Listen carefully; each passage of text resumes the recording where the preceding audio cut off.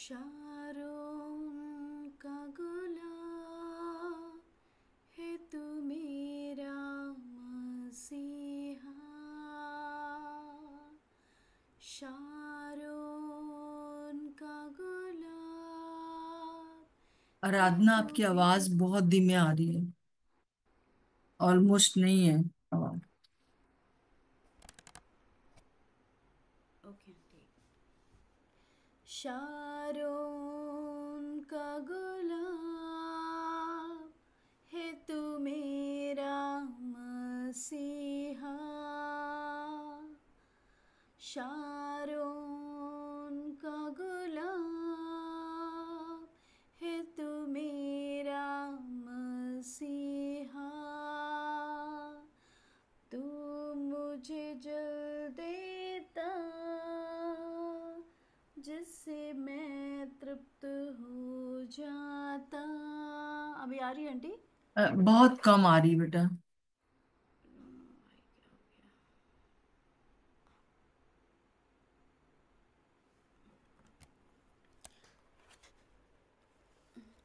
तू मुझे जल देता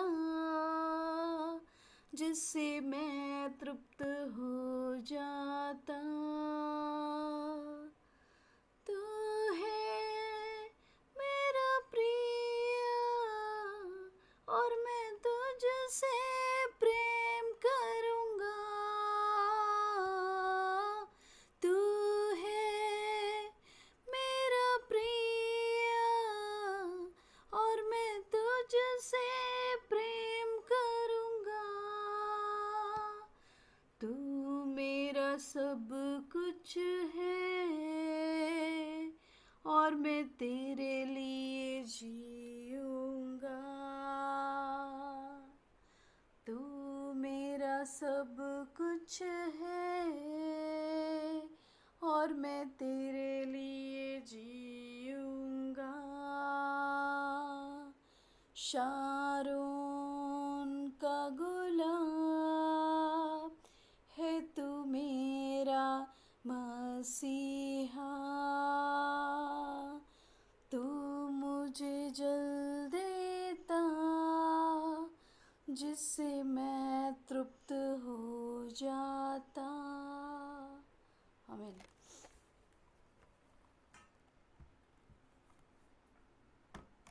aunty, over to you. Shalom, shalom और शालोम। मेरी आवाज आ रही है आप लोग को? कोई भी एक जन जी बताए। जी, आ रही जी है। जी आ रही, आ आ रही रही। है। आ अब रही है। प्रभु का धन्यवाद हो। हम सब अपना म्यूट कर लेंगे। Thank you. सच में हम लोग जो इस एक जर्नी में चल रहे हैं, जहां से कि हम यीशु मसीह के साथ हैं और यीशु मसीह के से हम बहुत कुछ सीख रहे हैं, उसके उदाहरण से। वो हम जितना जितना हम इस पुस्तक को पढ़ते जाएंगे, श्रेष्ठ गीत को, हम और भी ज्यादा प्रभु की जो बातें हैं, प्रभु के बारे में और सीख पाएंगे।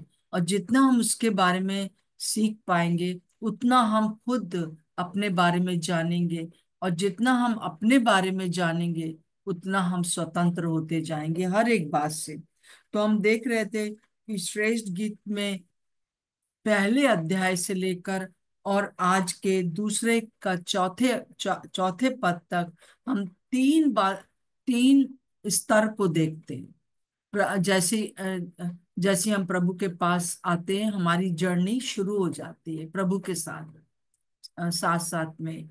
और हम उस जर्नी में एक चीज हम देखते हैं कि प्रभु एकदम से हमको जो है वो सारे सारे स्तरों पर ये नहीं चाहता कि वो हम एकदम से सब सब जगह हम परिपक्व होते चले जाएं। पर वो धीरे धीरे करके हमको ले चलता है अपने अपने साथ। और उसके इस धीरज के लिए हम प्रभु को धन्यवाद देते हैं। सबसे पहले वो जैसे 1 का 4, श्रेष्ठ गीत 1 का 4। अगर आप लोग जब लोग आप सुबह बैठते हो, अगर आप वचन लेके बैठोगे तो बहुत अच्छा रहेगा। यहाँ पे लिखा है कि राजा मुझे महल में ले आया। तो सबसे पहले प्रभु अपने घराने में ले आता है हमें, हमें अपने घर के अंदर ले आता है, अपने महल में ले आता है, अपने अपने उस अपना अपना बेटा और बेटी बना लेता है। परमेश्वर का जब हम हमको राजा मतलब प्रभु यीशु मसीह अपने महल में ले आता है, तो हम राजाओं के राजा और प्रभुओं के प्रभु के महल में आ जाते हैं। दूसरा जो है हम देखते हैं 1 का 12 में कि राजा जो है वो हमें अपनी मेज पर बिठाता है, वो भी बैठा है, हम भी बैठे हैं। और ये मेज क्या दिखाती है? प्रभु यीशु मसीह की उपस्थिति को दिखाती है, उससे बातचीत को दिखाती है, उसकी संगति को दिखाती है, उसकी उपस्थिति में हम लोग जो है आनंद पाते हैं, उससे बातचीत होने लगती है।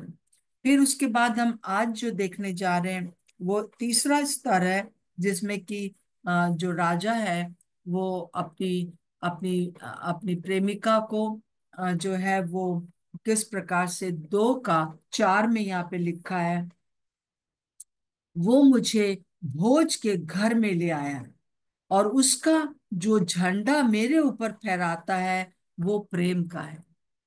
अब जो है ये वो समय आ गया है कि जबकि राजा जो है वो अपनी जो प्रेमिका है उसको सबके सामने इंट्रोड्यूस करता है, अपनी वधु को सबके सामने जो है वो इंट्रोड्यूस करता है। जैसे कि आप देखिए कि एक शादी होती है, चाहे किसी की भी शादी होती है, तो पहले एक रिसेप्शन होता है, और उस रिसेप्शन शादी के तुरंत बाद ही जो है रिसेप्शन होता है, और उस रिसेप्शन में दूल्हा दुल्हन स्टेज पर आते हैं, और वो दूल्हा जो है उसको लेकर आता है और सबके सामने उसका उसको जो है वो आदर देता है, उसको प्रेम देता है, और उसको जो है वो रेकग्नाइज करता है। और हम देखते हैं कि इस भोज के घर में एक एक आदर सम्मान दुल्हन को मिल रहा है राजा के द्वारा भी। आपने देखा होगा कई बार कई दूल्हा दूल्हा जो है अपनी दुल्हन को उठा लेते हैं, है ना, गोदी में लेकर स्टेज तक जाते हैं। सो हम देख रहे हैं कि एक बहुत ही सुंदर वातावरण है। यहाँ पर एक दावत हो रही है, मेहमानों के सामने दुल्हन को आदर मिल रहा है, और हम देखते हैं कि इसमें वो और भी ज्यादा अपने प्रेमी के प्रेम को समझती है। क्योंकि देखिए जब एक दुल्हन आती है और दूल्हा अगर अपने रिश्तेदारों के सामने, अपने लोगों के सामने स्त्री को, अपनी दुल्हन को बेइज्जती करता है या उससे गंदे तरीके से बात करता है, तो उसका आदर नहीं होता है। परंतु अधिकतर जो है सबके सामने दूल्हा हमेशा अपनी पत्नी का आदर करता है, उसको उसको सम्मान देता है, और उससे जो जो दुल्हन है और भी ज्यादा अपने प्रेम को उसके प्रेम को समझ सकती है। अगर एक पति जो है वो अपनी पत्नी को प्यार करता है, तो वो अपने सब लोगों के सामने उसका आदर करता है ना। तो उससे क्या होता है कि पत्नी को और ज्यादा लगता है, उसको लगता है कि उसका उसका आदर किया जा रहा है। अधिकतर विवाह कई दफा इस बार भी इसलिए भी टूट जाते हैं या एक कड़वाहट पैदा हो जाती है कि जब जब दूल्हा इस काम को नहीं करता है, आदर नहीं देता सबके सामने अपनी पत्नी को, तो उसको लगता है कि ये मुझे प्यार नहीं करता है। परंतु यहाँ पर ऐसा नहीं है। यहाँ पर यीशु मसीह जो है वो अपनी दुल्हन को आदर दे रहा है, एक बड़ी दावत हो रही है, सारे महल में जो है वो मेहमान आए हुए हैं, और उन सब मेहमानों के बीच में उसका आदर मान करता है, और प्रेम का झंडा जो है फहरा रहा है। उस आदर का मतलब है कि वो कह रहा है कि वो मुझे भोज के घर में ले आया, ये वधू कह रही है, वो मुझे भोज के घर में ले आया है, और उसका जो झंडा मेरे ऊपर फहराता है वो प्रेम का है। झंडा जो है वो एक प्रतीक होता है विजय का। झंडा जो है वो प्रतीक होता है हमारी पहचान का। जैसे सारे देशों के झंडे अलग अलग हैं ना, सब झंडे अलग हैं, और झंडों का जो है वो एक अलग ही महत्व होता है। दूर से पता चल जाता है, हाँ ये भारत का झंडा है, ये पाकिस्तान का झंडा है, ये अमेरिका का झंडा है, और उससे लोग पहचाने जाते हैं। और हम जो लोग पहचाने जाते हैं वो कैसे पहचाने जाते हैं? क्योंकि परमेश्वर के प्रेम का और आदर का झंडा हमारे ऊपर लहरा रहा है, और वो हमको सबके सामने रेकग्नाइज कर रहा है। वो हमको सबके सामने इस बात को मान रहा है, ये मेरी दुल्हन है। बड़े आदर के साथ, बड़े प्रेम के साथ। एक हम बहुत अच्छा उदाहरण अपने इस पूरे बाइबल में देखते हैं, और वो यीशु मसीह का ही उदाहरण है। और उसको उदाहरण को देखेंगे कि कैसे जब प्रभु यीशु मसीह पूरी तरह से मनुष्य थे, पूरे मनुष्य थे यीशु मसीह, और वो मनुष्य होकर इस दुनिया में आए, और किस प्रकार से पिता परमेश्वर ने उसको रेकग्नाइज किया, उसको उसको पहचाना, सबके सामने पहचान दी। और क्या पहचान दी उसके लिए हम निकाल लेंगे मरकुस उसका पहला अध्याय, मरकुस पहला अध्याय। तो यहाँ पर हम देखते हैं कि कैसे पिता परमेश्वर जो है इस समय जो है वो राजा है, और यीशु मसीह दुल्हन के रूप में है वहां पर, एक एक स्त्री के रूप में है। और वो राजा जो है कैसे उसको उसका आदर मान कर रहा है। तो मेहरबानी से पढ़ दीजिए, मरकुस उसका 1 का 9 से 11 पढ़ दीजिए जी। उन दिनों में यीशु ने गलील के नासरत से आकर यरदन में यूहन्ना से बपतिस्मा लिया। और जब वह जल से निकलकर ऊपर आया तो तुरंत उसने आकाश को खुलते और आत्मा को कबूतर के समान अपने ऊपर उतरते देखा। और यह आकाशवाणी हुई, तू मेरा प्रिय पुत्र है, तुझसे मैं प्रसन्न हूँ। हालेलुया। दो बातें यहाँ पर हम देखते हैं कि प्रभु यीशु मसीह ने कहा, आकाशवाणी हुई, तू मेरा प्रिय पुत्र है, मैं तुझसे प्रसन्न हूँ। तू मेरा प्रिय पुत्र है, मैं तुझसे प्रसन्न हूँ। और हम देखते हैं कि आ, सबके सामने एक आकाशवाणी हुई। अब बहुत से लोगों ने इस बात को सुना होगा। और जो जब मरकुस इसको लिख रहा है तो कैसे लिख पा रहा है? क्योंकि दूसरों ने बताया है कि उस समय हम लोगों ने सुना कि तू मेरा प्रिय पुत्र है, मैं तुझसे प्रसन्न हूँ। हालेलुया। यही चीज यीशु मसीह हमारे साथ करते हैं। जब वो जब हम उसके पीछे चलने का वायदा करते हैं, और हम इस प्रकार से कहते हैं कि अब चाहे कुछ भी हो जाए हम यीशु मसीह के पीछे चलेंगे, क्योंकि हम उसके महल में हैं, हम उसकी मेज पर हैं, और अब वो हमको भोज में ले आया है। हमारे द्वारा जो है बड़ा आदर प्रभु का हो रहा है, और हमारा भी आदर हो रहा है। क्योंकि ये वो स्टेज होती है जब जब जब एक विश्वासी जो है उसके द्वारा आश्चर्य कर्म होने लगते हैं, उसके द्वारा बहुत सी अच्छी बातें होने लगती हैं जो गवाही के रूप में सामने आती हैं कि अरे वो तो उसने जैसी मेरे को छुआ, मुझे मुझे चंगाई मिल गई। और ये चीज आरंभ से जो है यहाँ पर हम देखते हैं इस बात को कि इस चीज को कहकर प्रभु रेकग्नाइज होते हैं, हमको प्रभु आशीषित करता है। और ये हम उसमें जो हमारी हमें जो आशीष होती है वो एक प्रेम के झंडे के समान होती है।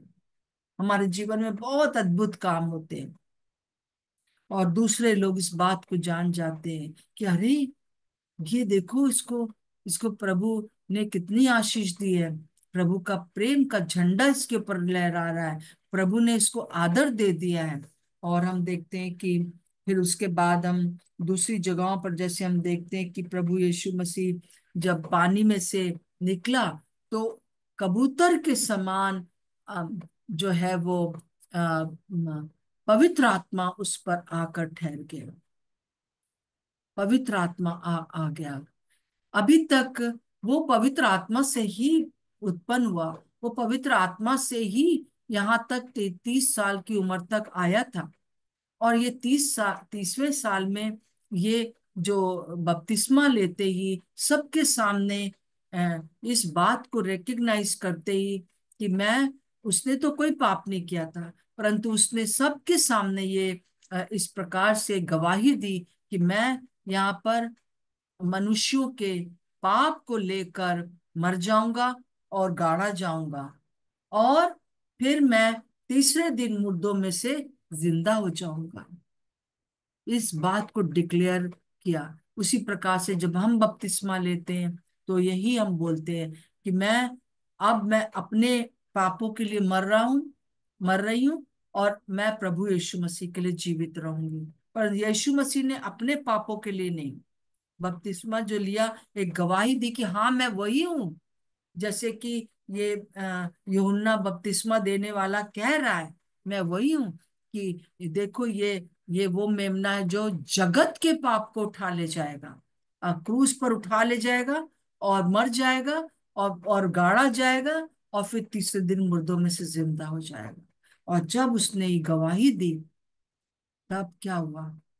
तब जो है वो पवित्र आत्मा जो है उसके उसके ऊपर आ गया। जैसे कि हमारे पेंटिकुस के दिन हमारे जीवनों में कलीसिया के ऊपर पवित्र आत्मा उतरा, उस प्रकार से यीशु मसीह के ऊपर पवित्र आत्मा का अभिषेक हो गया। जैसे कि उसने एक एक बार मंदिर में खड़े होकर इस बात को कहा भी कि परमेश्वर का आत्मा मुझ पर है। तो जैसे हम देखते हैं यशाया 11:2 और 3 में कि यहोवा परमेश्वर का आत्मा, समझ और बुद्धि का आत्मा, युक्ति और पराक्रम का आत्मा, यहोवा के ज्ञान और यहोवा के भय का आत्मा, और 7वीं बात है कि न्याय का आत्मा। ये 7 फोल्ड फुलनेस का आत्मा है, पवित्र आत्मा, जो प्रगट रूप में यीशु मसीह पर आ गया। प्रगट रूप में लोगों ने देखा, नहीं तो कैसे लिखते।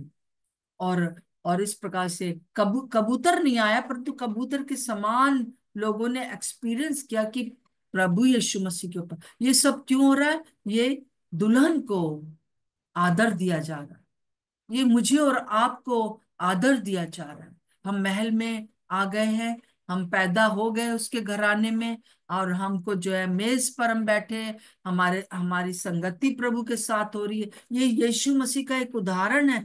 मनुष्य के रूप में, पूरे मनुष्य के रूप में जब थे, और फिर एक समय आया 30 साल के जब वो थे, तब उन्होंने इस बात का गवाही दिया कि मैं आ गया हूं, जगत के पाप को उठा के ले जाऊंगा और मर जाऊंगा, और फिर तीसरे दिन जिंदा हो जाऊंगा। और पवित्र आत्मा उसी समय उसके ऊपर उतरे। यही बात हमारे साथ भी होती है। आज प्रभु हमको यही बताना चाहते हैं। और फिर उसके बाद हम देखते हैं कि 7 फोल्ड, मतलब एक आत्मा में ये नहीं है कि उसके अंदर समझ बुद्धि है, ये है वो है, 7 बातें, परंतु 7 फोल्ड, सब सब 7 बातें पवित्र आत्मा में है। यहोवा परमेश्वर का आत्मा, समझ और बुद्धि का आत्मा, युक्ति और पराक्रम का आत्मा, यहोवा के ज्ञान और यहोवा के भय का आत्मा, और न्याय का आत्मा। 7 बातें पवित्र आत्मा में। प्रभु यीशु मसीह को अनॉइंट किया गया उस समय, और वही चीज हमारे साथ भी होती है। हमारे लिए एक भोज तैयार होता है, और पिता परमेश्वर यहाँ पर क्या कर रहे हैं? अपने बेटे को, जो उसकी इच्छा पूरे करने के लिए आ गया है, उसने गवाही दिया है, तो वो कहते, तू मेरा प्रिय पुत्र है, मैं तुझसे प्रसन्न हूं। मेरा प्रेम का, तू मेरा प्रिय पुत्र है, मतलब मेरा प्रेम का झंडा तुझ पर फहरा रहा है, और मैं तुझे आदर देने जा रहा हूं। हालेलुया। हमेशा प्रभु कहते थे ना कि अपनी महिमा में प्रभु की परमेश्वर की महिमा को पूरा करने जा रहा है। तो यही है वो महिमा, यही है वो बात जो कि जिसके लिए कि प्रभु को चुना गया था। और हम देखते हैं कि उसके बाद जो है प्रभु यीशु मसीह, हम अगर आपने खोल रखा है मरकुस, तो आप देखेंगे कि प्रभु यीशु मसीह की सेवकाई शुरू हो जाती है। इसके बाद ही प्रभु यीशु मसीह की सेवकाई शुरू हो जाती है। हालेलुया, है ना। तो हम देखते हैं कि उसके बाद जो है, सॉरी, उसके बाद जो है जब ये गवाही हो जाती है, तो हम देखते हैं कि 12 और 13 पढ़ दीजिए। तब क्या होता है? तब आत्मा ने तुरंत उसको हाँ, जंगल की ओर भेजा। हाँ, जंगल में 40 दिन तक शैतान ने उसकी परीक्षा की, और हाँ, वह वन पशुओं के साथ रहा, और सरदूत उसकी सेवा करते रहे। हाँ। यूहन्ना। जी। बस बस इतना ही। हाँ, 12 13। तो यहाँ पर क्या हुआ था, अगर आप दूसरे गॉस्पेल में पढ़े तो आपको, मत्ती में पढ़े तो आपको पूरा उसका वर्णन मिलेगा कि कैसे वो उस जंगल में कैसे उसकी परीक्षा हुई, कैसे वो उस परीक्षा में पूरी तरह से मतलब कि पास हुआ, है ना। तो वो क्या था? केवल वचन था।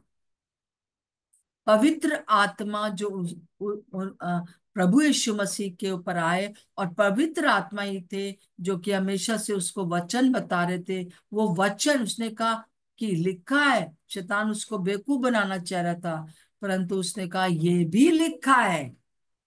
तो उसकी जिस परीक्षा में भी सहायता किया। तो जब हम प्रभु में आगे बढ़ते हैं, तब केवल जो हम वचन जो होता है, वही हमको हमको जो है स्थिर रखता है। क्योंकि शैतान शुरू से आपका आपके पीछे रहेगा। सबसे पहली चीज, जब आप गवाही देंगे, तो दुष्ट शक्तियां आकर आपको कहेंगी कि लिखा है, कि ये मतलब कि डगमगाना चाहते हैं आपके जो बातें उससे अस्थिर करना चाहते हैं, इधर उधर करना चाहते हैं। पर प्रभु का हमेशा हमेशा इस बात को याद रखिए कि यीशु मसीह हमारा उदाहरण है।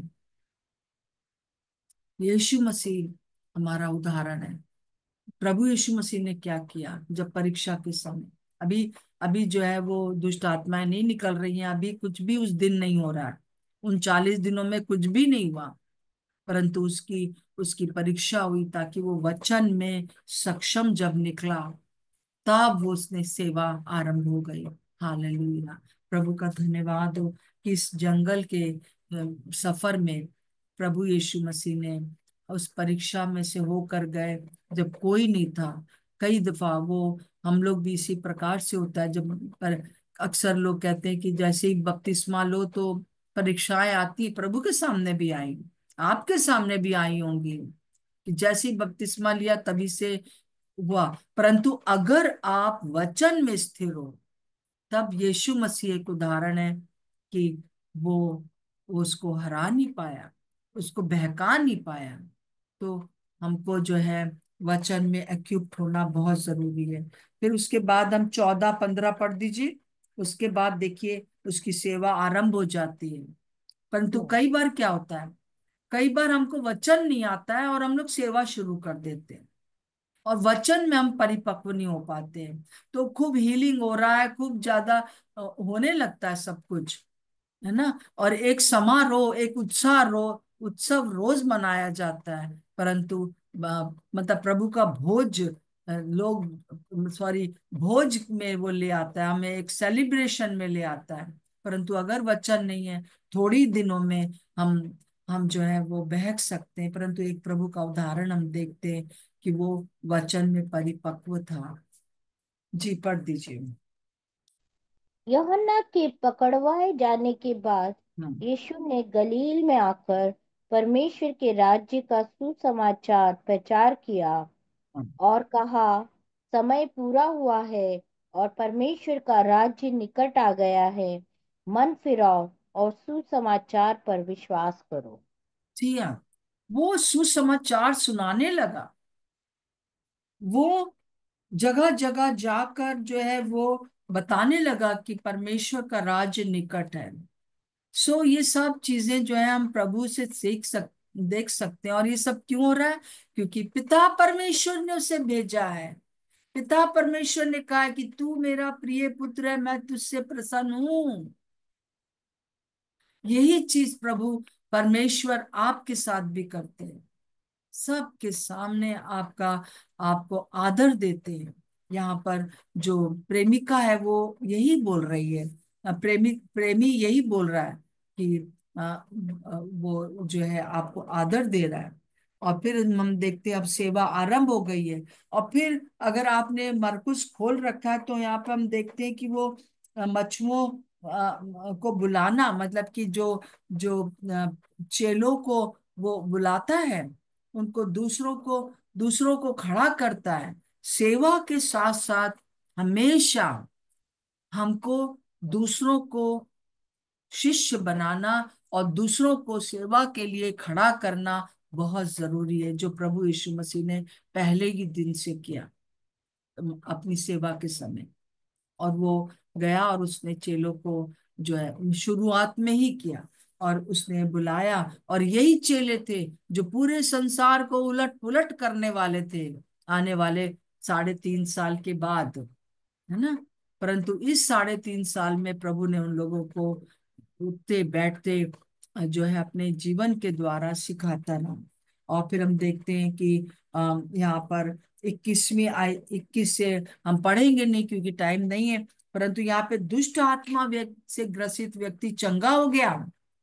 सबसे पहला चीज जो थी, दुष्ट आत्माओं को तुम निकालोगे ना। दुष्ट आत्मा से ग्रसित बहुत लोग दुनिया में हमारे आसपास है। जैसे ही ये प्रेम का झंडा आपके ऊपर फहरा रहा है प्रभु, और जैसे ही आप प्रभु के भोज में, उसके उत्सव में, उसके उसके जो है सेलिब्रेशन में आ रहे हो, तो क्या हो रहा है कि दुष्ट आत्माएं निकल रही हैं। जैसे ही वो आराधनालय में गया और वहां पर एक एक दुष्ट आत्मा करके चिल्लाने लगी और निकल गई। हालेलुया। प्रभु ने लोगों को दुष्ट आत्माओं से कफरनहूम में, आराधनालय में सबसे पहले निकाला। क्या आराधनालय में दुष्ट आत्माएं रहती हैं? हैं? चर्च के अंदर दुष्ट आत्माएं रहती हैं? जी हाँ, बहुत सी चीजें बांध के रखता है। परंतु जैसे ही आप प्रभु में आगे आते हो, बहुत से लोग जो है स्वतंत्र हो जाते हैं।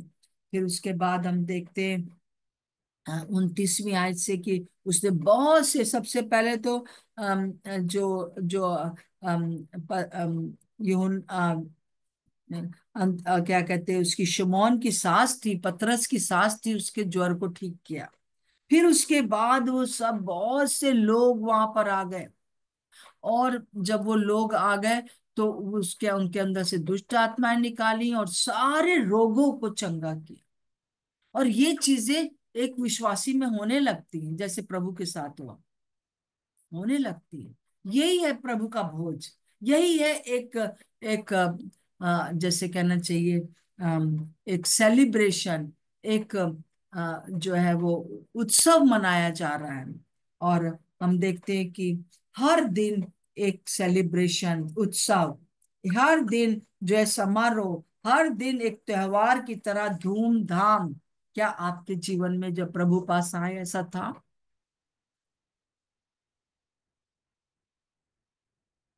अगर रुक गया है तो हमको थोड़ा सोचने का जरूरत है। क्योंकि जैसे ही, मैं बहुत से लोगों को जानती हूँ, जैसे ही हम प्रभु के पास आते हैं, हमारे अंदर से टीबी चली जा रही है, हमारे अंदर से जो है वो सिर का दर्द बिना दवाई खाए चला जा रहा है। मतलब बहुत सी, दूसरों के लिए प्रार्थना कर रहे हैं, वो लोग ठीक हो रहे हैं, है ना। और बहुत सी चीजें होती हैं, परंतु बाद में ये चीजें अगर रुकी हुई हैं तो फिर से उसको एक्टिवेट करिए। हर समय आप प्रभु, आप जो है भोज में हैं, हर समय आप उत्सव में हैं। प्रभु यीशु मसीह जब तक रहा दुनिया में, हर दिन उसका एक उत्सव का समय था। हर दिन, चाहे परेशानी थी, चाहे मुश्किलें थी, चाहे लोग आकर उसको बुरा बुरा बोल रहे थे, परंतु एक उत्सव था। प्रभु का धन्यवाद। अब हम एक बहुत ही खास बात देखेंगे कि हर दिन क्यों क्यों वो हर दिन कर पाया। हम कैसे हर दिन इस उत्सव में आगे बढ़ सकते हैं, उसके लिए हम जल्दी से पढ़ लेंगे, हमारा टाइम हो गया, परंतु ये एक बहुत ही इंपॉर्टेंट बात है जो मैं चाहती हूँ। मरकुस 1 का 35 से और 39 तक पढ़ दीजिए जी। भोर को दिन निकलने से बहुत पहले वह हम्म। उठकर निकला और एक जंगली स्थान में गया और वहां प्रार्थना करने लगा। तब शमून और उसके साथी उसकी खोज में गए। जब वह मिला तो उससे कहा, सब लोग तुझे ढूंढ रहे हैं। उसने उसने उनसे कहा, आओ हम और कहीं आसपास की बस्तियों में जाएं कि मैं वहां भी प्रचार करूं, क्योंकि मैं इसीलिए निकला हूं। अतः वह सारे गलील में उनके आराधनालयों में जा जाकर प्रचार करता और दुष्ट आत्माओं को निकालता रहा। हालेलुया। ये है प्रभु यीशु मसीह के सीक्रेट, कि वो हर समय उत्सव में या त्योहार के मूड में या हर एक दिन सेलिब्रेशन के मूड में क्यों था, क्यों हो रहा था सब कुछ, उस भोज को वो क्यों हर दिन में अनुभव कर रहा था या हर दिन दूसरों को अनुभव करा रहा था। और उसका कारण था कि वो भोर को उठा और वो एक जंगली स्थान में अलग गया और वो प्रार्थना करने लगा। वो तो परमेश्वर था, उसको प्रार्थना करने की क्या जरूरत थी। जी हाँ, वो पूरा पर पूरा मनुष्य भी था। हर एक बहुत ही सुंदर उदाहरण हम देख रहे हैं यीशु मसीह का यहाँ पर, कि वो किस प्रकार से पूरा पूरा जो था वो मनुष्य था। और उसने उसने जो है वो भोर को उठा, उसको जरूरत थी कि पिता परमेश्वर से बातचीत करने की। हर दिन वो बात करता था, हर पल वो हर चीज जो उसने करी, हर एक बड़ी बड़ी जो इवेंट्स किए, उससे पहले आप देखेंगे वो पूरी रात भर प्रार्थना करता रहा। जब उसने चेलों को चुना, वो पूरी रात प्रार्थना करता रहा। और ना केवल प्रार्थना करता था, एक जगह के ऊपर लिखा हुआ है कि वो ऊंची आवाज से रो रो के प्रार्थना करता था।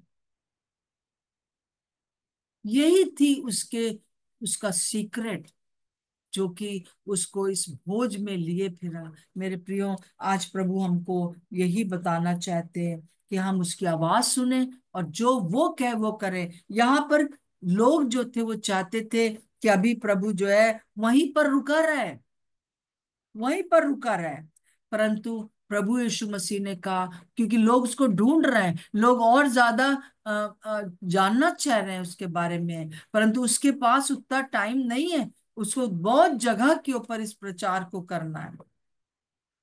जब उसने एक को छू लिया है, उसके अंदर चंगाई हो गई, वो अपने आप आगे बढ़ता है। और हम देखते हैं कि वो दूसरी जगहों पर गया, उस सारे गलील में जाकर, सारे आराधनालयों में जाकर प्रचार करता, दुष्ट आत्माएं निकालता रहा। वो सिर्फ अभी यहूदियों के बीच में ही प्रभु की मतलब इस वचन को सुना रहा है, परंतु इसके बाद यही लोग सारे संसार में जाकर एक बहुत बड़ा जश्न मनाने वाले हैं। और यही हुआ, पैंतीकुस के दिन के बाद से जो है एक उत्सव मनाया जाता है। हर एक विश्वासी के ऊपर परमेश्वर के प्रेम का झंडा उसके ऊपर लहरा रहा है, वो उसको अपने भोज में ला रहा है, दूसरों के सामने इंट्रोड्यूस हो रहा है कि भाई देखो, उसके उससे प्रार्थना कराते हैं, उसके अंदर क्या बात है, क्या चीज है, वो यीशु मसीह को मानती है। चलो यीशु मसीह को हम लोग भी माने। यही है सेलिब्रेशन। और ये उस प्रकार से कहना है जैसे कि परमेश्वर आपसे कहे कि आई लव यू, और आप उससे कहें I love you too. Hallelujah. प्रभु का धन्यवाद हो। हम लोग इस समय प्रार्थना में जाएंगे, और मैं विश्वास करती हूँ कि आप लोगों के जीवन में एक गहरा काम होगा। आप फिर से इस चीज को दोहराना बैठकर, यीशु मसीह जो एक एक पूरे समय जब तक वो जीवित रहे, उसके बाद 3.5 साल तक हर दिन सेलिब्रेशन का दिन था। हर दिन प्रभु एक पिता के भोज में थे। आज हम प्रभु यीशु मसीह के भोज में हैं। पवित्र आत्मा हमारे अंदर है। एक प्रभु ने जो उदाहरण रखा उसको हम भी कहें। प्रभु के पास, परमेश्वर पिता के पास यीशु मसीह रोज जाते थे और उससे पूछते थे और उसकी आवाज सुनते थे। उसके मतलब है कि उसने जो है ये कहना छोड़ा नहीं था कि परमेश्वर पिता मैं तुझे प्यार करता हूँ। परमेश्वर पिता भी रोज कहते थे मेरे बेटे मैं भी तुझे प्यार करता हूँ। जब कभी भी हम लोग दुनिया में दूसरी बातों के ऊपर अपना ध्यान लगाते, ज्यादा ध्यान लगाते और प्रभु की बातों पर ज्यादा ध्यान नहीं लगाते, तो हम एक तरह से हम प्रभु को हम प्रभु को तिरस्कार करते हैं। परंतु यहाँ जो जो श्रेष्ठ गीत की प्रेमिका है, वो पूरे समय आप देखेंगे, पूरे समय इस बात के लिए ललायित रहती है कि यीशु मसीह जो उसका प्रेमी है उसकी प्रेजेंस से बाहर नहीं जाना चाहती। मेरे प्रियो, आइए आज हम भी प्रभु से कहें आई लव यू टू। और कल जो है फ्राइडे है। मैं चाहती हूँ कि आप में से अगर कोई भी अपनी गवाही देना चाहता है, प्लीज मुझे बस एक नोट लिख दीजिए कि मैं गवाही देना चाहती हूँ कि इन दिनों में आप क्या सीख रहे हो, प्रभु ने इस मीटिंग के द्वारा आपको क्या सिखाया है, या जो भी हम लोग ट्यूसडे को करते हैं, सैटरडे को करते हैं, कोई अगर आपके जीवन में कोई कोई कार्य हुआ है तो अवश्य बताइए। क्योंकि जब हम दूसरों के सामने गवाही देते हैं कि कैसे प्रभु ने किया, तो हमारे जीवन में एक दूसरे दूसरे लोगों को आशीष मिलती है। तो मुझे जरूर से आप बताइए, जो लोग भी गवाही देना चाहते हैं। हम लोग थोड़ा सा कल समय ज्यादा भी ले सकते हैं। प्रभु का धन्यवाद देते आइए हम अपनी आंखें बंद करेंगे। प्रभु यीशु मसीह, आज हम धन्यवाद देते हैं कि आप हमें हर समय प्रभु, जब हम आपको ग्रहण कर लिया, आपके हमने इस बात की गवाही दे दिया, और पिता आप हमसे यही कहते हैं, मेरी बेटी मेरे बेटे मैं तुझसे प्रसन्न हूँ। तू मेरी प्रिय बेटी है, तू मेरा प्रिय बेटा है। धन्यवाद प्रभु इस बात पर हमको कहने के लिए। और ये सब कुछ आप इसलिए करते हैं, ये हमारे अपने कामों के द्वारा नहीं, परंतु आप हमको प्यार करते हैं और आप हमसे कहते हैं आई लव यू। मेरा प्रेम का झंडा तुम्हारे ऊपर फहरा रहा है, ताकि दूसरे लोग इस बात, उस झंडे को देख के जान जाए कि तू मेरी प्रिय है, तू मेरी अपनी है। और आज हम भी अपने हाथों को उठाकर प्रभु जी ये कहना चाहते हैं, जीसस हम भी आपको प्यार करते हैं। We love you too. मैं तुझे प्यार करती हूँ। होली स्पिरिट, आप मेरे लोगों के बीच में कार्य करिए। प्रभु आप लोगों के बीच में कार्य करिए, हमारे जीवनों को आप कार्य करिए। हाँ, जिस उत्साह में हम पहले चल रहे थे, अगर हम किसी भी प्रकार से उसमें ढीले हो गए, तो आज वो समय है प्रभु आपको फिर से उसी प्रेम के झंडे को दिखाना चाहता, उसी उत्सव में ले चलना चाहता। क्या आपके जीवन में रुकावट आ गई है? क्या आपके जीवन में अब कोई भोज का समय, अब कोई उत्सव का समय नहीं रह गया, कोई त्योहार नहीं रह गया? हमारे लिए हर रोज त्योहार है, हर रोज त्योहार है। हालेलुया। प्रभु आपका धन्यवाद, धन्यवाद हो प्रभु जी। आज भी हम इस समय को एक उत्सव के रूप में मनाते हैं। हर एक जन को दुष्ट आत्माओं से छुटकारा और सारे बंधनों से छुटकारा देती हूँ प्रभु यीशु के नाम से। हर एक वो दुष्ट आत्माएं जो कि प्रताड़ित करती हैं अगर किसी को भी, यीशु के नाम से इसी समय छोड़ के जाए। इसी समय यीशु के नाम से सारे वो बंधन यीशु के नाम से छोड़ के जाए।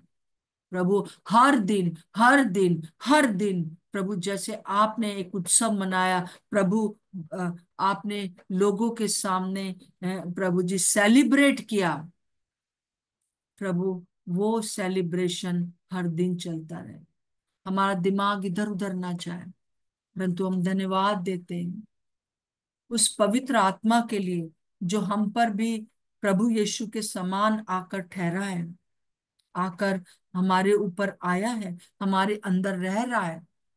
और वो पवित्र आत्मा जिसमें परमेश्वर का आत्मा, समझ और बुद्धि का आत्मा, युक्ति और पराक्रम का आत्मा, यहोवा के ज्ञान और यहोवा के भय का आत्मा और परमेश्वर के न्याय का आत्मा हमारे जीवन में कार्य करता है। Hallelujah, hallelujah. और उसी से हर एक प्रकार का सेलिब्रेशन हम कर सकते हैं। हर दिन लोग हमारे द्वारा चंगाई प्राप्त करें, हर दिन लोग दुष्ट आत्माओं से छुटकारा पाएं, हर दिन सारे बंधन तोड़े जाए, हर दिन एक उत्सव मनाया जाए। यीशु मसीह के नाम से मांगते हैं, आमीन और आमीन। प्रभु का धन्यवाद हो। हम लोग कल मिलेंगे और गवाहियों के साथ मिलेंगे।